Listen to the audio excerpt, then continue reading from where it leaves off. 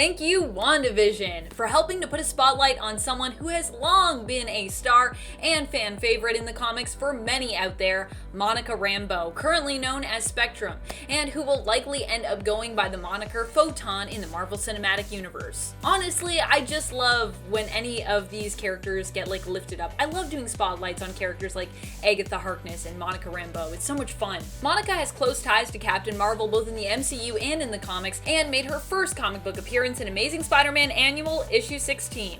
For those new to the character, we'll be getting to know her character, powers, and history a bit better here today as we count down the top 10 Monica Rambeau facts you need to know. Alright, let's get to it. Number 10. Join the Avengers. Shortly after Monica Rambeau got her powers in the comics, she ended up joining up with Marvel's Avengers. Monica had been looking for someone to help her master and control her powers, which was where the Avengers came in.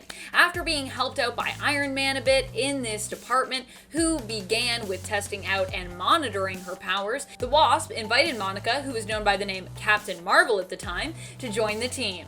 Monica was floored and happily accepted the offer. The only person who seemed a touch sour about this whole thing was Hawkeye, and that's just because he thought Janet was acting like a super big bossy pants, despite her being the team leader and therefore kind of the boss at the time. Calm down, Hawkeye. Back when Hawkeye apparently had some issues as well with taking orders from ladies. I don't think Clint has that problem now in the comics. Captain Marvel joined the team with an Avenger in training status and was one of the new recruits alongside fellow powerhouse She-Hulk. You can read about when Monica first joined the team in Avengers issue 227. Check it out!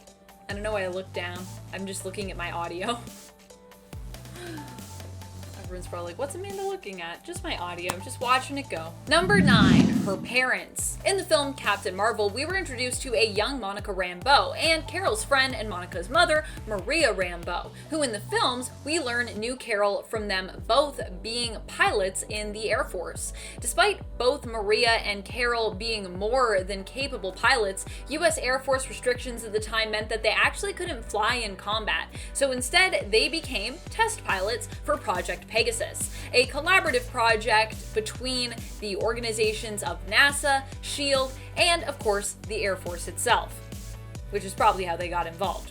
However, in the comics, Maria is not a pilot at all, but instead works as a very accomplished and in-demand seamstress. Monica herself is from New Orleans, Louisiana in the comics, where she grew up with not just her mother, but her father, who was also there, Frank Rambeau, who was actually a firefighter, so like a hero as well.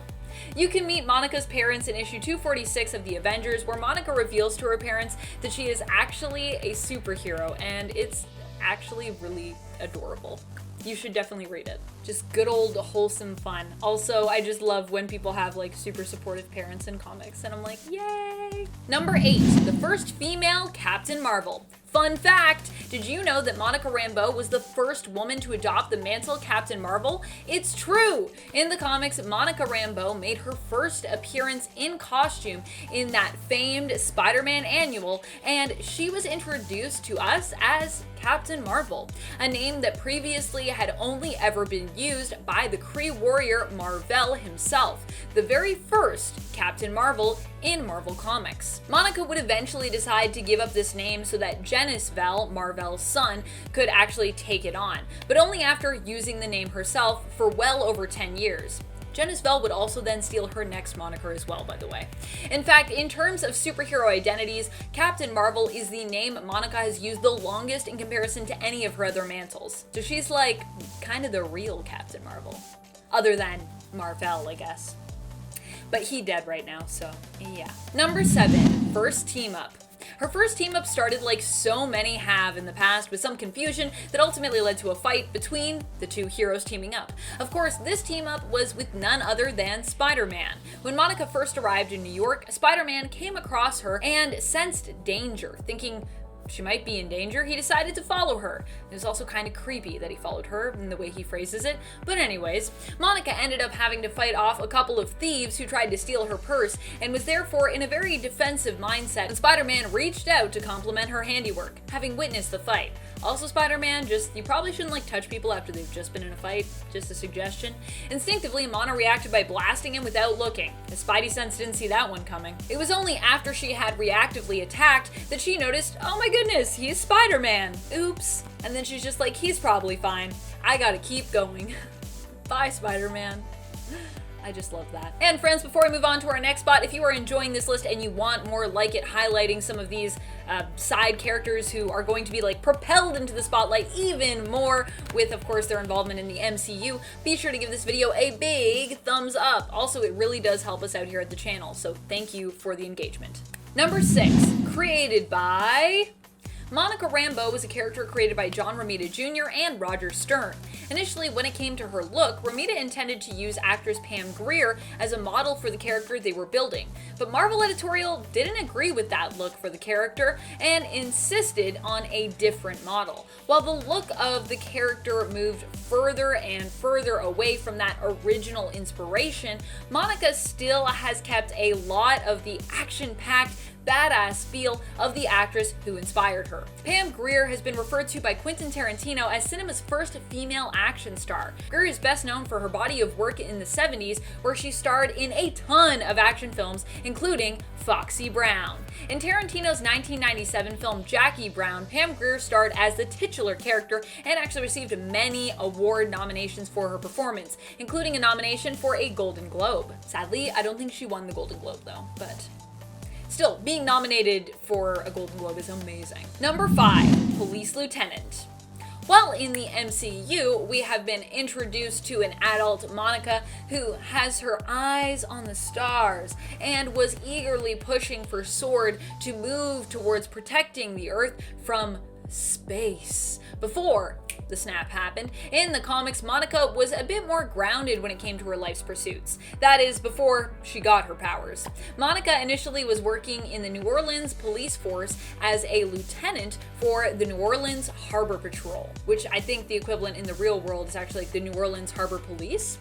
It was while on duty that she accepted a request to help out a family friend on an adventure that would end up changing her life and result in her becoming superpowered. Number 4, Blue Marvel. After her time serving alongside the main Marvel Avengers team and the organization Hate, a team dedicated to eradicating terrorist groups, Monica ended up on the Mighty Avengers team and started a romance with fellow team member Blue Marvel.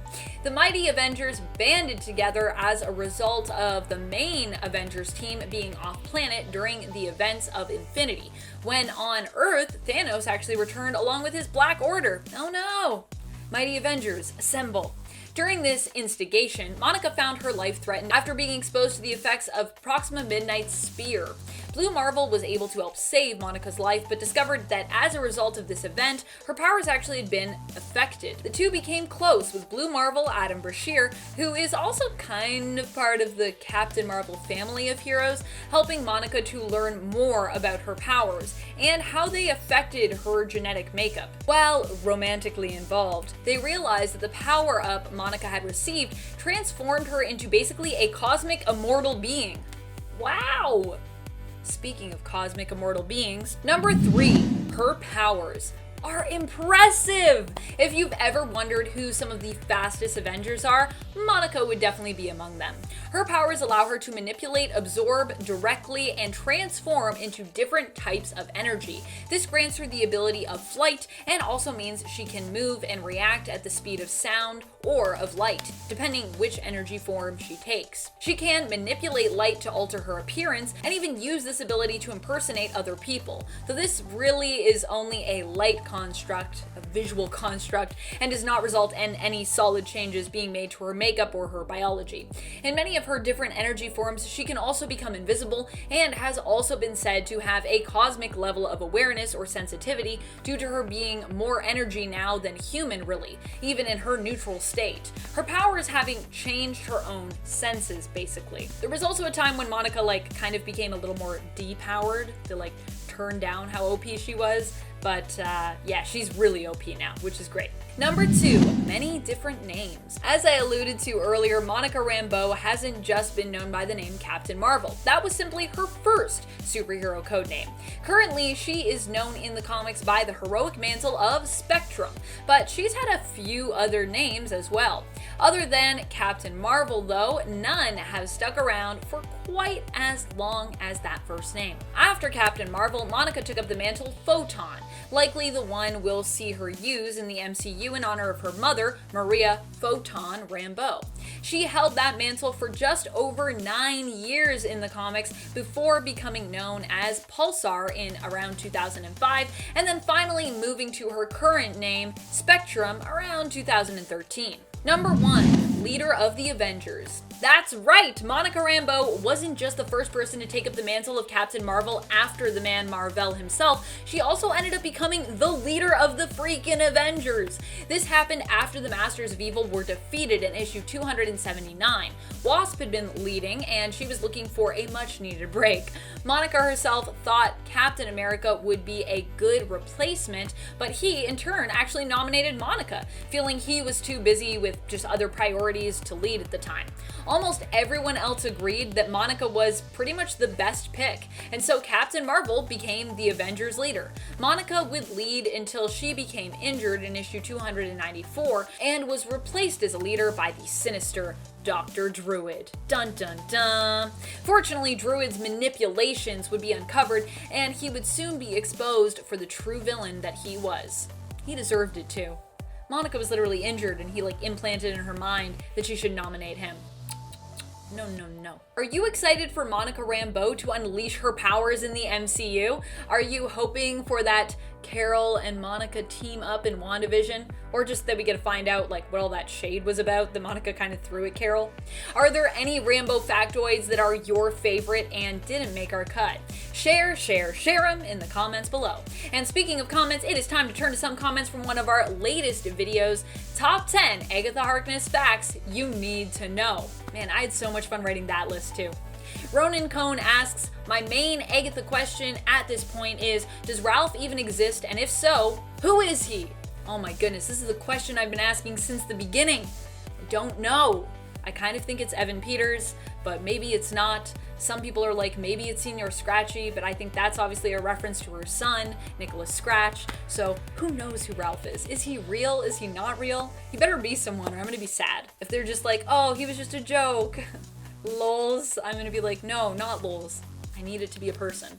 Faraz Ahmed comments, I hope Agnes gets to play a role in upcoming movies and not just this WandaVision show. Yeah, that would be super awesome. I'm really enjoying the character, and I think you're right. I think we actually will see her, so I think your wishes will be answered. We will get to see her in something else, hopefully bigger, on a grander scale. And that's all the time we have for comments today. This has been Top 10 Nerd, and I am your host, Amanda McKnight, reminding you, as always, to stay nerdy, YouTube.